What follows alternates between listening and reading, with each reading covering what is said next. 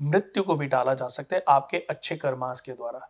इस पे मैंने बहुत बार एक कहानी सुनाई है, और वो कहानी राम और श्याम के, और बहुत जल्दी दोस्तों कुणाल वास्तु केंद्र या कॉफी विद कुणाल पे मैं इस स्टोरी को डालूंगा, और आपके इसी सवाल का वो जवाब हो गया, और विद इन नेक्स्ट 2 3 4 5 डेज में डालूंगा।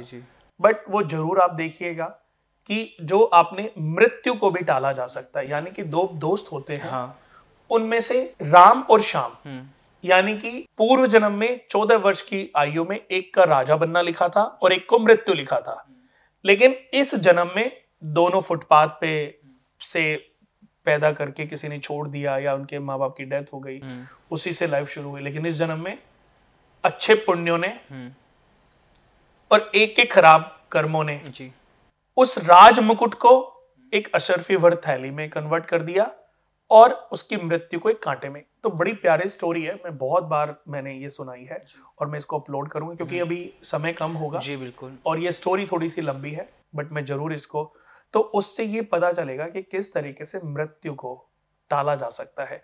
और हमें ये लगता है यार मैं तो इतने अच्छे कर्म करता हूं, मेरे को तो कांटा चुभ गया, वो इतने बुरे करता उसको, तो इसमें हमारे प्रारब्ध जुड़े होते हैं, यानी कि हमारे कर्म जो दो घड़े हैं ना, एक पुण्य का, हम जो कर्म करते हैं इससे पाप फल और पुण्य फल तैयार होते हैं। बिल्कुल, यही जो पुण्य फल है मृत्यु के बाद जब हमें जन्म मिलता है, हमारे प्रारब्धों को लेकर के हमें जन्म दिलाते हैं, यानी कि हम राजा के घर में पैदा होंगे कि भिखारी के घर में होंगे, इंजीनियर के घर में पैदा होंगे कि डॉक्टर के घर में जी।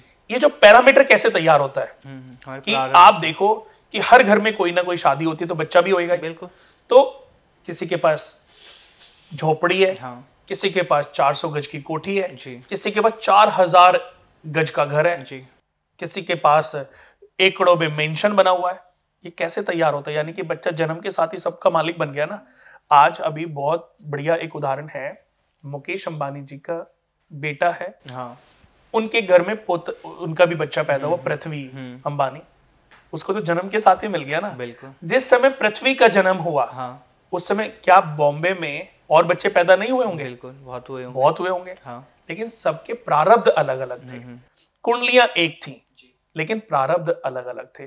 प्रारब्धों से डिसाइड होता है, प्रारब्ध यानी कि हमारे पाप फल और पुण्य फल जी हमें हर पल कहीं ना कहीं अच्छे और बुरे फल प्रदान करने में बहुत बड़ी भूमिका निभाते हैं। जैसे कि आपने जितने भी क्वेश्चन हैं, ये हर क्वेश्चन का सॉल्यूशन आपके अच्छे कर्मा से आपको स्वतः मिलता चला जाता है। जब आपका समय अच्छा होएगा ना, घर बैठे भी भगवान किसी ज्ञानी को आपके घर भेज देंगे, और जब समय खराब होएगा तो ज्ञान सागर में भी आप डुबकी लगा लोगे ना, तो भी आपको उस ज्ञान की प्राप्ति। बैठे को भी कुत्ता काट लेता है। ऊंट पे बैठे को भी कुत्ता काट लेता है।